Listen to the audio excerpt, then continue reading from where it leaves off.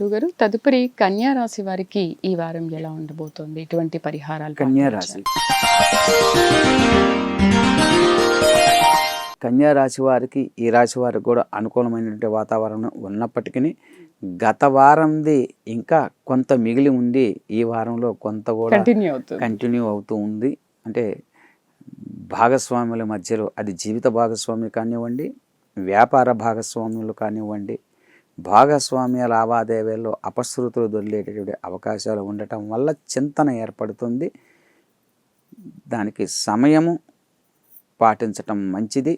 తొందరపడకోవటం ఉండటం, తదుపరి వారానికి వీరు వాయిదా వేసుకోవటం మంచిది. ఆలస్యంగా నిదానంగా పరిష్కరించుకోవటం అనేది ఉత్తమం. ఇప్పటికిప్పుడే తేలాలని పట్టుబట్టం అనేది మీకు నష్టాన్ని కలుగజేస్తుంది. కాబట్టి పట్టుదలతో వదిలి నిదానంగా ఉండటం మంచిది. అయిన వాటికి కాని వాటికి కోపడటం అనవసరం. కోపడేటువంటి తత్వం వీరిలో పెంపొందుతుంది ఈ వారం అంతా కూడా. అది జాగ్రత్తగా ఉండటం మంచిది.